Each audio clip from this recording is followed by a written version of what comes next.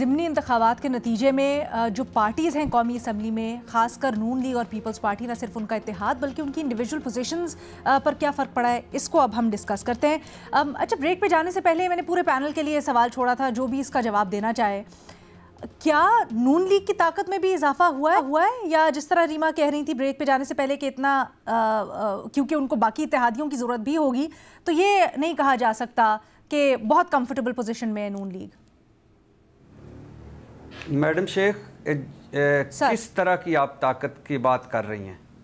अगर तो आप ताकत की बात कर रही हैं असम्बली के अंदर, तो जाहिर है इस वक्त अददी हैसियत में उनको ताकत है। लेकिन अगर आप ताकत की बात कर रही हैं जो महज़ब मुल्कों में होती है, या जमहूरियत या सिविलियन बालादस्ती की ताकत होती है या अखलाकी ताकत होती है, वो तो बिल्कुल नहीं है। और अगर आप ताकत की बात कर रही हैं हलकों की वापस आवाम में, वो भी बिल्कुल नहीं है। अगर आप दोनों फरीकैन जो हों इलेक्शन में जो लड़ रहे हों, उनको वो ग्राउंड जो है बराबर की हो, यानी दोनों को एक जैसा माहौल हो, तो वो ताकत भी आप देख लें। यानी 8 फरवरी 2024 का इलेक्शन क्या बताता है, इससे बड़ा मैंने ज़िंदगी में कभी कोई नहीं देखा जब तक हमने होश संभाला है कि मियाँ मोहम्मद नवाज शरीफ साहब की अपनी सीट मशकूक है। तो यानी जो मुस्लिम लीग जिनके नाम पर बनी है और जो मुस्लिम लीग जिनके इश्तिहार छपे थे, मैं और आप दोनों ट्रांसमिशन में थे, तो हम वो बड़े बड़े इश्तिहार आपके सामने मैंने रखे थे ट्रांसमिशन में कि मैं तो शायद सोता रहा और वज़ीर आज़म नवाज शरीफ बन गए, ये देख लें चौथी बार वज़ीर आज़म। तो वो लग रहा था कि वोटर्स नहीं सो रहे थे, शायद मैं सोता रहा, लेकिन उन्होंने कहा कि ऐसी बात नहीं है। तो वो अल्हम्दुलिल्लाह मियाँ मोहम्मद नवाज शरीफ साहब की जिस इलेक्शन में सीट पे डाउट्स हों या मशकूक हो या बातें हों, मैं आगे नहीं बात करता, बाकी पूरी दुनिया को पता है। तो उस क्या अवामी ताकत की आप बात कर रही हैं? कितनी यानी मुस्लिम लीग आज मुझे बताएं अवाम में मौजूद है? मुस्लिम लीग वो कुछ कर सकती है जिसके उसने हमें पिछले 35 साल से ख्वाब दिखाए थे? मुस्लिम लीग वो कुछ कर रही है जिसके उन्होंने हमें 35 साल से ख्वाब दिखाए थे?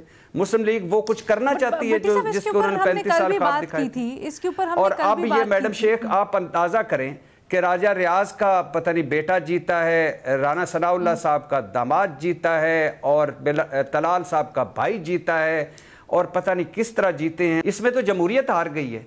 ये तो बेरंग मुकाबला था। ये तो यानी पार्टी ने फिर से वही काम किया जो सारी उम्र ये करती आई है। अच्छा जी, रीमा कुछ कहना चाह रही हैं? जी अलीना, मैं आपसे पूछना चाह रही हूँ कि आप जो कह रही हैं कि असेंबली में नंबर्स बदलने से क्या कुछ तब्दील हो जाएगा, आप मुझे कोई सिनेरियो बताएं जिसमें ये जो 6 सीट्स मिली हैं और ये जो बाकी एलाइज के साथ मिलके PMLN क्या कर सकती है? किस तरह का कानून है? कोई ना कोई कानून साजी, जैसे हमने पहले देखा एक वक्त में कि इलेक्शंस एक्ट पास हुआ और सादा कानून साजी से कहाँ इधर की उधर सारी इन्होंने चीजें कर दी। पहले पीपल्स पार्टी को मनाना पड़ता था, बिठाना पड़ता था, लेकिन अब उस चीज की जरूरत नहीं होगी। आपका ख्याल है कोई ऐसी चीज है जिसमें पीपल्स पार्टी और नून लीग की डिसएग्रीमेंट है जो सादा अक्सरियत से सेनेट में भी नंबर्स पूरे कर लेंगे? We never know. आजकल तो ऐसे ऐसे सरप्राइजेस मिल रहे हैं रीमा कि हम खुद, बल्कि आप भी इसी शो पे होती हैं जब हम डिस्कस कर रहे होते हैं कि क्या हो जाता है, एक दिन कुछ सोच रहे होते हैं और हम कह रहे होते हैं कानूनी तौर पर, इखलाकी तौर पर ये कैसे पॉसिबल है, और नेक्स्ट डे ऐसी कोई चीज़ आती है जिसको जस्टिफाई करना या सोचो गुमान में भी नहीं होती। सो अगर मैं तो इस चीज़ को या इस पॉसिबिलिटी को एक्सप्लोर कर रही हूँ आप लोगों के साथ कि अगर ये किया गया है, जैसे कि सब इस वक्त इस चीज़ के ऊपर कंसेंसस शो कर रहे हैं कि नून लीग को अक्सरियत दिलवाई गई है या नून लीग की अक्सरियत हो गई है। I don't agree with that. I mean, sorry, मेरी इससे एग्रीमेंट नहीं है कि ये सब की 6 सीट्स हैं, इसमें रिगिंग हुई। अब PTI ने बॉयकॉट किया, उससे नून लीग को फायदा हुआ। मुझे नहीं लगता कि ये इतना एक कैलकुलेटेड चीज़ है कि आपने 6 सीट्स पीपल्स पार्टी को जितवाई है नून लीग को ताकि उन्हें सादा अक्सरियत मिले। I mean, ये थोड़ा सा मुझे फारफेच लगता है। इलेक्शंस पे सवालात ज़रूर हैं। उससे पहले मेरा ख्याल है ओवरऑल अगर आप बात करें, ये 6 सीट्स मतलब बाई इलेक्शन की जरूरत ही क्यों पड़ी? जिस जजमेंट की वजह से PTI के लीडर्स हैं जिनको डिस्क्वालीफाई किया गया कन्विक्शन के बाद, वो एक PTI के खिलाफ नजर आता है कि उनकी अपने नंबर्स कम करने हैं पार्लियामेंट में।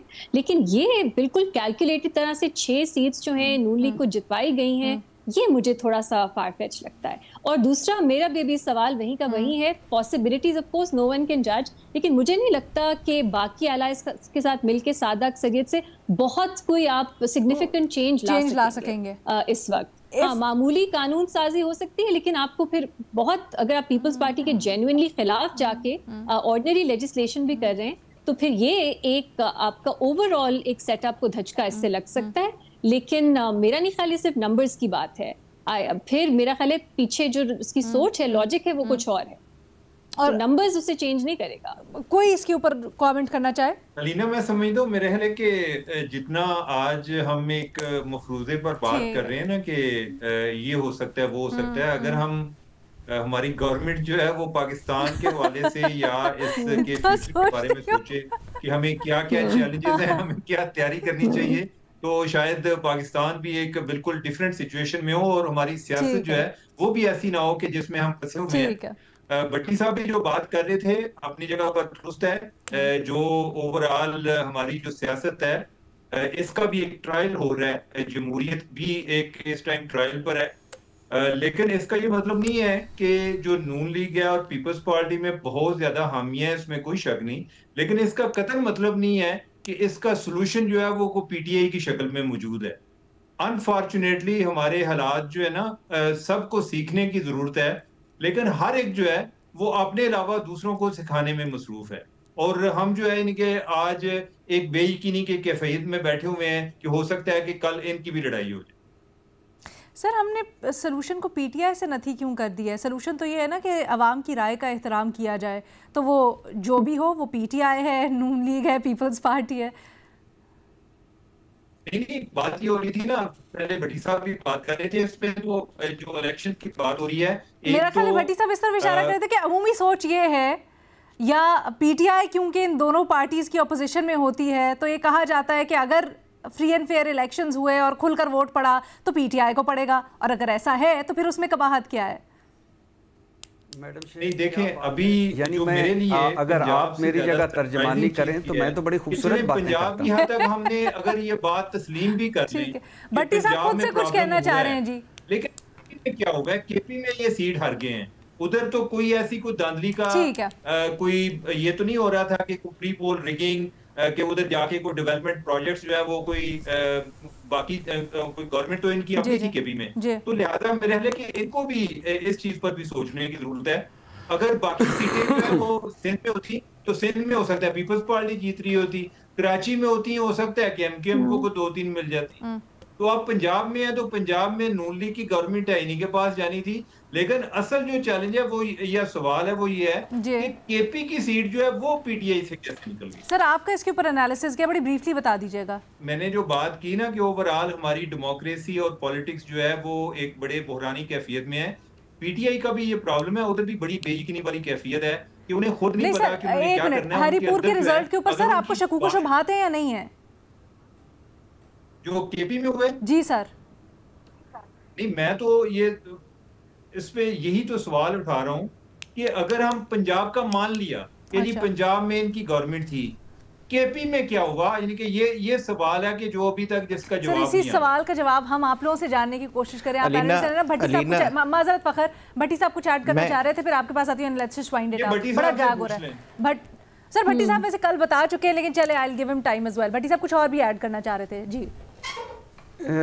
पहला मैं उमर चीमा साहब का जवाब देता हूँ। मुझे लगता है, मेरा ख्याल है कि ये जो उमर यूब साहब की एहलिया है वो जीत गई थी, यानी वो जो वीडियो वायरल हुई जिसमें फॉर्म 45 के तहत कितने वोट पड़े और बाकी उनको कितने वोट पड़े और कहाँ तक कितनी लीड थी, तो मुझे तो ऐसा लगता है वल्लाह आलम बिस्सवाब आखिर पे यानी धांधली का लगा। आज पीटीआई सारी कह रही थी कि हमारी जीती हुई सीट वो हमसे छीन ली गई।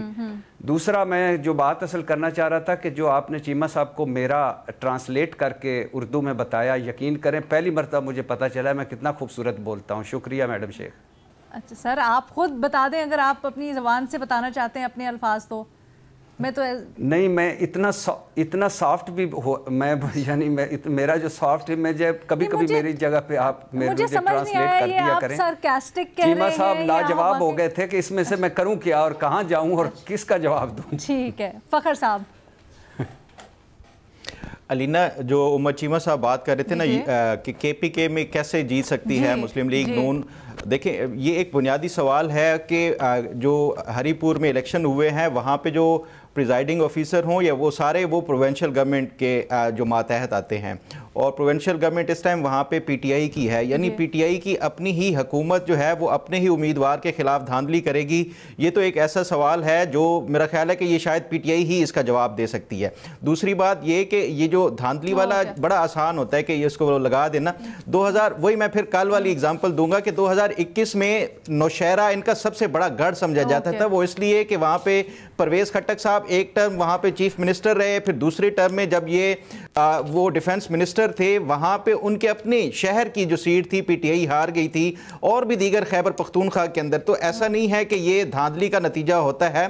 जो ज़िमनी इंतखाबात में बड़ा फैक्टर होता है ख़ास तौर पे कि जो इनकम्बेंट गवर्नमेंट है वो किसकी है, ताकि अवाम को जो वोट देते हैं वो उनको काम निकलवाने के लिए वो ज़्यादा सूट करते हैं जो हुकूमती बेंचेस पे हों, इसकी बजाय कि जो अपोजिशन में हों। और फिर उसके साथ साथ PTI ने जो अब तक 1.5 साल में जो कारकर्दगी दिखाई है पार्लियामान के अंदर, ना किसी हवाले से कभी कोई अवामी इशू को उठाया है, ना किसी कानून साजी में, और ना ही किसी अवामी मसाइल के हवाले से उन्होंने अवाम की नुमाइंदगी की है जो वोट लेकर आए हैं। तो ये मेरा ख्याल है कि ये चीज़ें और ये फैक्टर भी बड़ा मैटर करते हैं। आई थिंक हमने बड़ी सैर हासिल गुफ्तगू कर ली है, ना सिर्फ अपने बुनियादी सवाल के ऊपर बल्कि हम बड़ा कर गए।